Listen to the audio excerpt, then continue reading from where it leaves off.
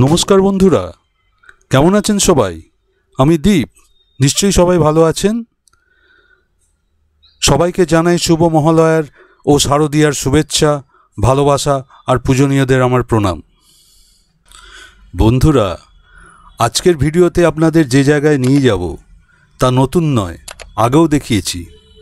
তার লিঙ্ক আমি ডেসক্রিপশন বক্সে দিয়েও দিয়েছি। যদি না দেখে থাকেন অতি অবশ্যই দেখে নেবেন।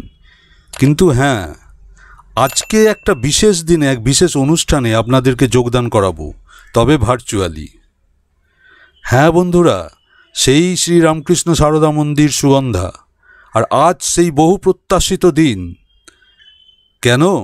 কেননা আজ উদ্বোধন হবে নবনির্মিত সাধুনিবাস ও অতিথি নিবাস, শ্রীমা সারদা দেবী ভবন ও নবনির্মিত স্বামী প্রেমানন্দ ডাইনিং হল।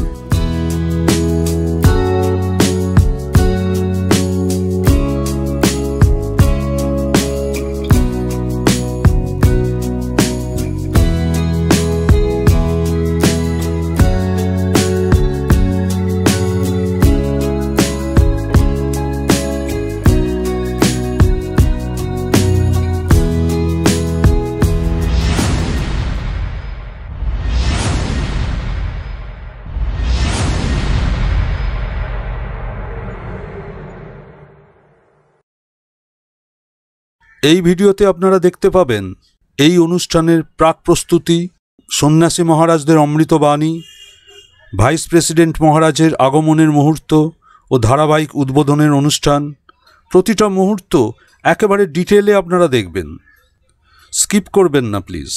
এছাড়া জানতে পারবেন ও দেখতে পারবেন নবনির্মিত অতিথি নিবাসের বিভিন্ন ঘরের ডিটেল ইনফরমেশন, যা আপনি এখানে আতিথ্য গ্রহণের জন্য অত্যন্ত প্রয়োজনীয়, একদম ডিটেলে, তাও আবার একজন অন্যতম সেবায়তের নিজের মুখ থেকে। এছাড়া দেখতে পাবেন শ্রীমৎ স্বামী গিরিশানন্দজি মহারাজের প্রণাম গ্রহণের সব বিরল মুহূর্ত, প্রথমে সাধু ও সন্ন্যাসীদের আর পরে ভক্তগণের। বন্ধুরা, স্কিপ না করে শেষ পর্যন্ত দেখুন। আমি বলছি, আপনি যাবতীয় প্রশ্নের উত্তর পেয়ে যাবেন, এবং যদি না পান আমাকে কমেন্ট বক্সে প্লিজ লিখুন। আর ভালো লাগলে একটা লাইক দেবেন আর সাবস্ক্রাইব করবেন, আর বেল নোটিফিকেশানটা টিপে দেবেন, যাতে ভবিষ্যতের আপলোডেড ভিডিওর ইনফরমেশান আপনাদের কাছে সহজেই পৌঁছে যায়। মহালয়ার বিশেষ তাৎপর্য, এই দিনটাতে আমরা যারা হিন্দু, যারা ভারতীয়, আমরা আমাদের পূর্বপুরুষকে তর্পণের মাধ্যমে তাদেরকে আমরা শ্রদ্ধা জানাই। কারণ এই একটা বিশেষ দিনেই আমরা সাধারণত আমাদের পূর্বপুরুষদের উপরে তর্পণ করি। তো এই জন্য এই দিনটি বিশেষভাবে সকলের কাছে তাৎপর্যপূর্ণ। আর আজকে যে এই দিনটাতে এসছি, এখানে আমাদের কামদেবপুরের শ্রীরামকৃষ্ণ সেবাশ্রমের একটি মংস কোয়ার্টার সাধুনিবাস, এটা উদ্বোধন হবে। এই উদ্বোধন করবে আমাদের রামকৃষ্ণ মঠ, রামকৃষ্ণ মিশনের সহ সংঘাধ্যক্ষ শ্রীমৎ স্বামী গিরিশানন্দজি মহারাজ। তো এই উপলক্ষে এখানকার যে কর্ণধার অরিন্দম ধর, সে বিশেষভাবে নিমন্ত্রণ করেছে। সেই জন্যে আমাদের সাধুদের এখানে আগমন। আর একটা কথা, এই 1 থেকে 1.5 বছরের মধ্যে এই কামদেবপুর, এই আশ্রমটি এত সুন্দর ঠাকুর মা স্বামীজি আদর্শে ভাবধারা প্রচার করছে, এটা অসাধারণ। তার কারণ হচ্ছে অরিন্দম ধরের এবং তার ফ্যামিলি সকলে আন্তরিকতা আছে। শ্রীরামকৃষ্ণ ওটাই বলছেন, কেউ যদি আন্তরিক হয় তাহলে তার উদ্দেশ্য সফল হবে। এটাই আমাদের মূল। সমস্ত বিষয়, কি কাজকর্মে, কি আমাদের জব ধ্যানে, কি আমাদের মানুষের সেবাতে, সব ব্যাপারই আমাদের অন্তর্নিহিত যে ডেডিকেশান, এটা যতটা থাকবে, যত আমরা সিনসিয়ারলি কাজ করব, তত আমরা লক্ষ্যের দিকে এগিয়ে যাব। আজকের দিনে এটাই আমার বক্তব্য। নমস্কার। আর একসাথে এতজন সন্ন্যাসীর দর্শন আর সাধুসঙ্গ লাভ, তাও এক দুর্লভ মুহূর্তের সাক্ষী হওয়ার সৌভাগ্য।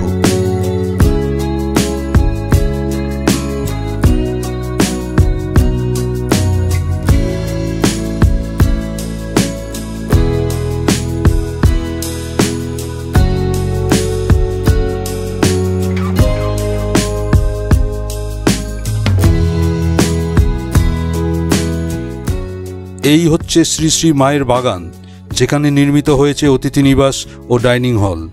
আর কিছুক্ষণের মধ্যেই এই ফিতে কাটা আর ফলক উন্মোচনের যে অনুষ্ঠান অনুষ্ঠিত হতে চলেছে, তারই শেষ মুহূর্তের প্রিপারেশনে সবাই ব্যস্ত।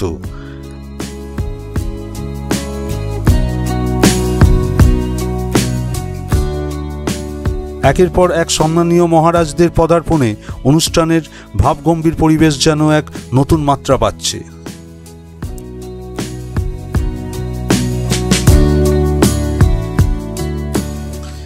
এই সেই শ্রীমা সারদা দেবী সাধু ও অতিথি নিবাস, এই তার বাহ্যিক রূপ। এর ডিটেল ইনফরমেশন এই ভিডিওরই পরে আপনাদের কাছে উপস্থাপিত করব।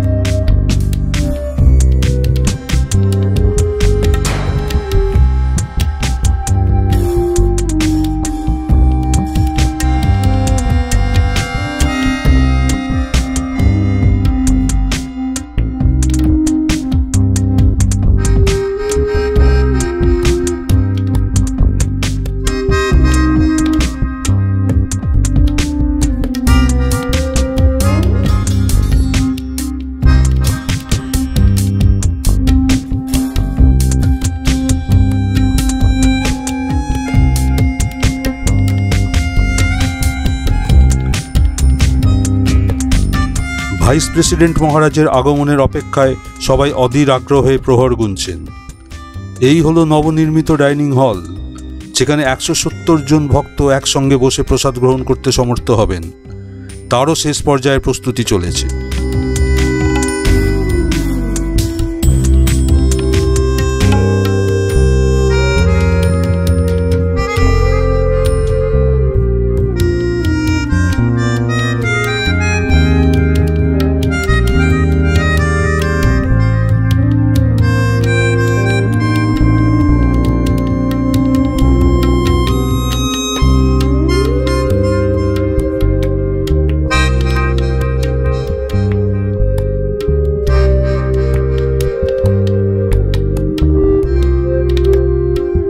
আর এই সেই বহু প্রতীক্ষিত মুহূর্ত, শ্রীমৎ স্বামী গিরিশানন্দজি মহারাজের শুভ পদার্পণ।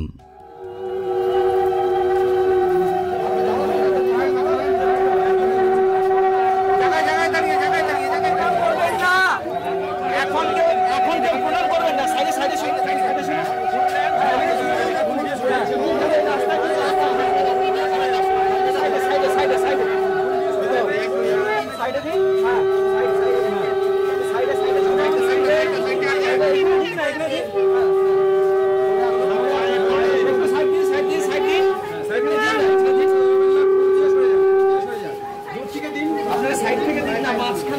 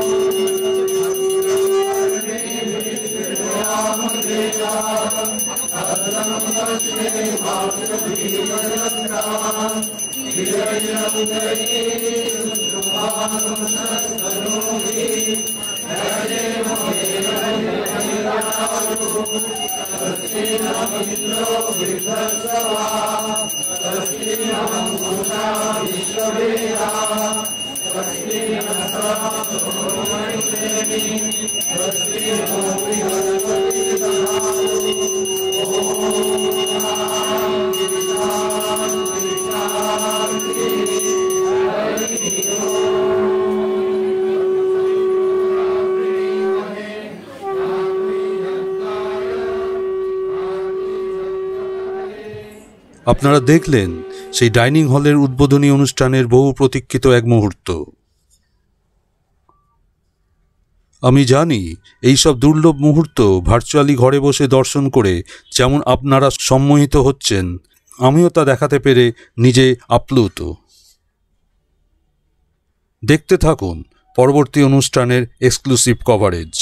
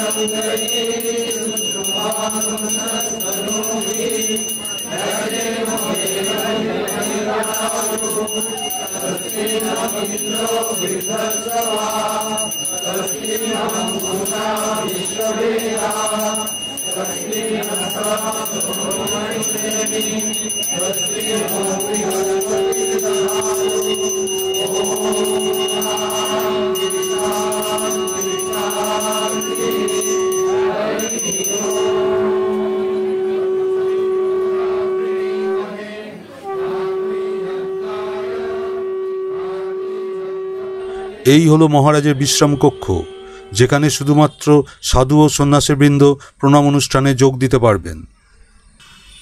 সবাই খুব আবেগাপ্লুত আর আমোদিত।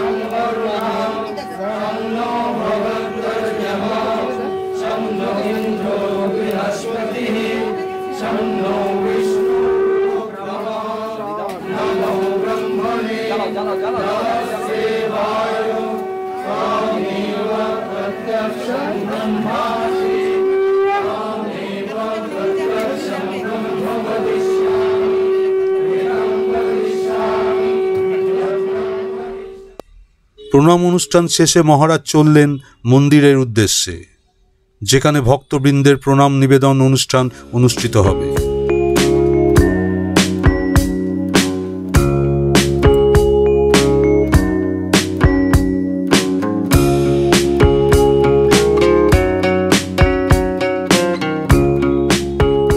ইতিমধ্যে আমরা দেখে আর জেনে নিই অতিথি নিবাসের বিভিন্ন সব ঘর আর এখানে রাত্রিবাসের প্রণামী মূল্য ও অন্যান্য সব খুঁটিনাটি।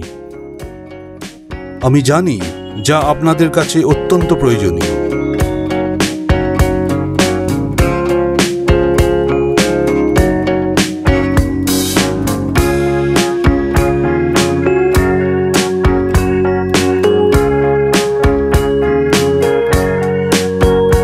Room number 1,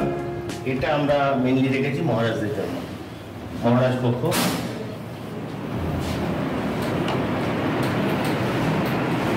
যখন আমাদের বেলুড়মঠ বা বিভিন্ন জায়গা থেকে মহারাজরা আসবেন তখন ওনারা এই রুমে বিশ্রাম নেবেন বা এই রুমে রাত কাটাবেন, সেই হিসাবে এই রুমটা করা হচ্ছে। আর এটা হচ্ছে ল্যাবরেটরি, ওয়াশরুম, অত্যন্ত পরিষ্কার পরিচ্ছন্ন ব্যবস্থা, জাস্ট অপটিমাম কন্ডিশন। এটা রুম নাম্বার 2। রুম নাম্বার 1 বাদে বাকি যে এখানে 11টা রুম আছে টোটাল এই বিল্ডিংয়ে, তার মধ্যে অন্তত 10টা রুম আমরা রেখেছি ভক্তদের জন্য। এগুলো সব 4 বেডরুম। এখানে আরও বিয়ে ঢুকবে। অ্যাকোমোডেশন ধরুন 4 বেডরুম আছে ভক্তদের জন্য, 1 2 3 4 3 ছাড়া 12 জন হবে। আর 3 বেডরুম আছে, আপনি অ্যাভারেজ 3 করে ধরুন 30 থেকে 35। ঠিক 30 থেকে 35। এই হচ্ছে ডাবল বেড এসি রুম। এবার দেখাই অন্যান্য ঘরগুলি আর তার অন্তঃসজ্জা আর ওয়াশরুম। নতুন গেস্ট হাউসের বুকিং শুরু হয়ে গেছে, তবে আমরা এই গেস্ট হাউসে ষষ্ঠীর দিন থেকে ভক্তদের অ্যালাউ করেছি। ষষ্ঠী থেকে আমাদের বুকিং শুরু হয়ে গেছে। ষষ্ঠী, সপ্তমী, অষ্টমী, নবমী, দশমী এই 5 দিন দুর্গাপুজোর প্রায় বুকিং ফুল। আমাদের যে মিনিমাম ডোনেশনটা আমরা এই রুমগুলোর জন্য রেখেছি ভক্তদের জন্য, সেটা যদি কেউ নন এসি ইউজ করে তার জন্য রুম মানে জন প্রতি 400 টাকা। এটা হচ্ছে মিনিমাম ডোনেশন। তাকে এইটুকু দিলে সে এই রুমটা পুরো অ্যাভেল করতে পারবে। সেটা নন এসির ক্ষেত্রে 400, আর যদি এসি হয় জন প্রতি মানে per day per head 600 minimum donation. এখানে মোটামুটি 3টে রুম আছে এসি ভক্তদের জন্য, আর বাকি রুমগুলো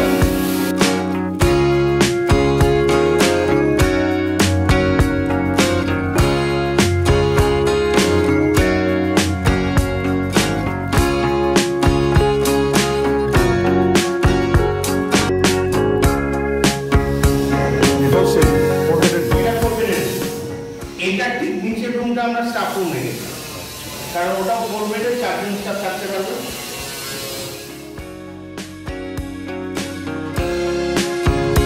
আমার মনে হয় একদম ভক্ত নিবাসের জন্য পারফেক্ট। প্রতিটা ঘরেই যথেষ্ট আলো বাতাস, পরিষ্কার পরিচ্ছন্ন মার্বেল ফ্লোরিং আর ওয়েস্টার্ন টয়লেট।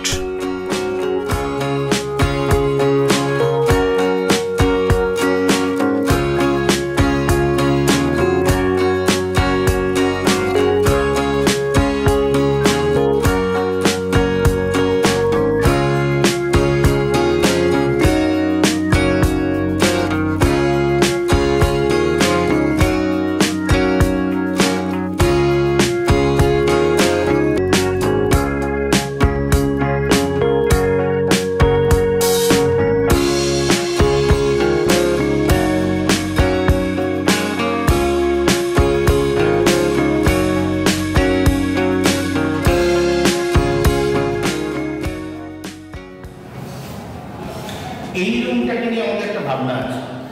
ভাবনা মানে কি, অনেক বিশিষ্ট ব্যক্তিরা আছেন, তারা একটুখানি রিল্যাক্স, একটু ভালোভাবে, খুব বেশি ঘরটা একদম স্পেসিয়াস হবে এরকম রুমে থাকতে চান, মানে স্পেশাল রুম। এই রুমটাকে আমরা একটা স্পেশাল রুম করবো, সাজানো হয়নি এখনো। এই রুমটা ডাবল বেডের রুমই হবে, বড় ঘর হওয়া সত্ত্বেও, কিন্তু এটা একটু ডিলাক্স রুম। এখানে টেবিল থাকবে, সব কিছু ফার্নিশড আর ফার্নিশ রুম হবে। এই একটা রুম আমাদের হবে ডিলাক্স, সুন্দর।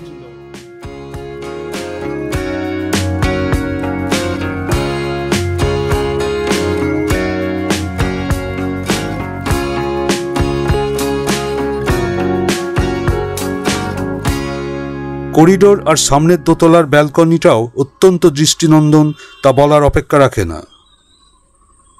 আর এই হচ্ছে ওপর থেকে নিচের দৃশ্য। আর এই হচ্ছে নবনির্মিত প্রসাদ গ্রহণ কক্ষ, যা আগেও আমি দেখিয়েছি। কি বন্ধুরা, জিজ্ঞাসু মন আর কিছু জানতে চাইছে? তাহলে কমেন্ট বক্সে প্লিজ লিখুন, তার উত্তর পেয়ে যাবেন। আর ভালো লাগলে একটা লাইক দেবেন আর সাবস্ক্রাইব করবেন বন্ধুরা। ব্যাস এইটুকুই।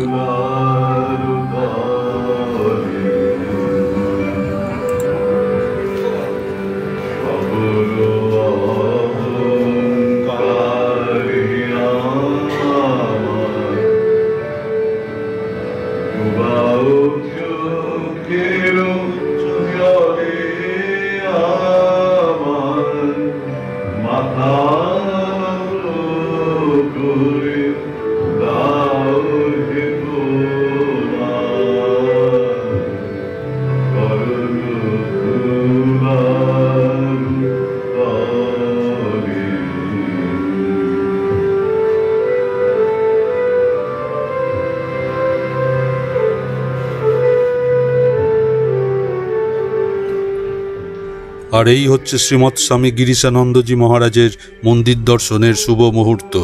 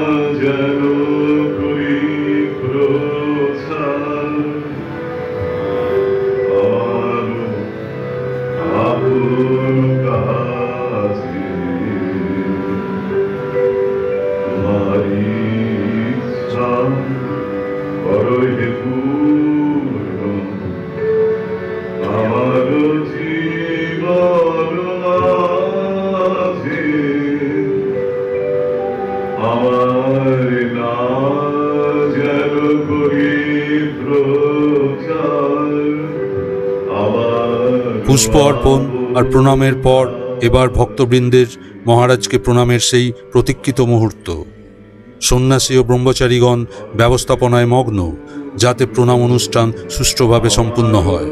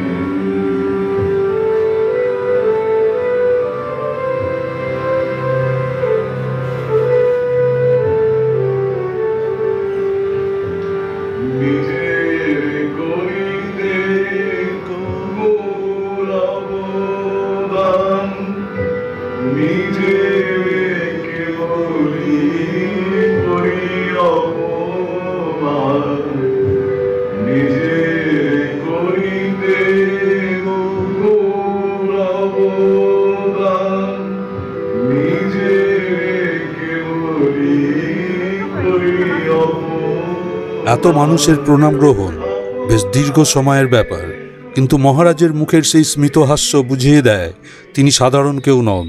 তিনি সেই মহাশক্তির ধারক ও বাহক। তিনি সেই অধ্যাত্ম শক্তির এনলাইটেন্ড মিডিয়া, যার মাধ্যমে ভক্তবৃন্দের শরীর আর মনে সঞ্চারিত হয় সেই দিব্য আশীর্বাদ যা আমাদের সকলেরই প্রার্থনীয়।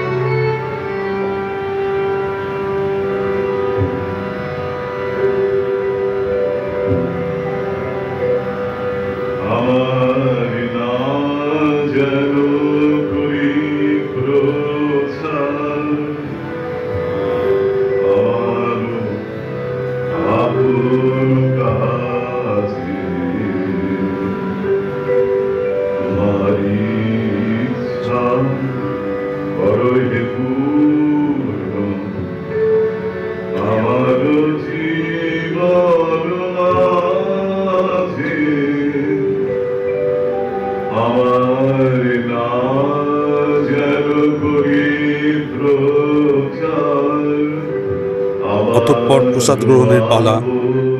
একদিকে যখন নতুন প্রসাদ গ্রহণ কক্ষে চলছে সাধু ও সন্ন্যাসীদের প্রসাদ গ্রহণ, অপরদিকে স্বেচ্ছাসেবীরা তখন ব্যস্ত অগণিত ভক্তবৃন্দকে প্রসাদ বিতরণে। সকলেই ভক্তিভরে সেই প্রসাদ গ্রহণ করে মন প্রাণ ভরিয়ে নিচ্ছেন এক পরম তৃপ্তিতে। মন যেন বলে উঠছে, অন্ধকারের উৎস হতে উৎসারিত আলো, সেই তো তোমার আলো। সকল দ্বন্দ্ব বিরোধ মাঝে জাগ্রত যে ভালো, সেই তো তোমার ভালো। পথের ধুলায় বক্ষ পেতে রয়েছে যেই গেহ, সেই তো তোমার গেহ। সমর ঘাতে অমর করে রুদ্র নিঠুর স্নেহ, সেই তো তোমার স্নেহ। সব ফুরালে বাকি রহে অদৃশ্য যেই দান, সেই তো তোমার দান। মৃত্যু আপন পাত্রে ভরি বহিছে যেই প্রাণ, সেই তো তোমার প্রাণ। বিশ্বজনের পায়ের তলে ধূলিময় যে ভূমি, সেই তো স্বর্গভূমি। সবাই নিয়ে সবার মাঝে লুকিয়ে আছো তুমি, সেই তো আমার তুমি। কেমন লাগলো বন্ধুরা? নিশ্চয়ই ভালো লেগেছে। যদি ভালো লাগে সাবস্ক্রাইব করবেন আর একটা লাইক দেবেন, আর বেল নোটিফিকেশানটা টিপে দেবেন যাতে ভবিষ্যতের আপলোডেড ভিডিও আপনাদের কাছে সহজে পৌঁছে যায়। এইটুকু সমর্থনই আমার আপনাদের কাছ থেকে কাম্য, এইটুকু অনুপ্রেরণা আমি আপনাদের থেকে আশা করি। প্লিজ সাবস্ক্রাইব করুন এবং একটা লাইক দেবেন। অনেক ধন্যবাদ বন্ধুরা। ভালো থাকবেন, সুস্থ থাকবেন, আনন্দে থাকবেন।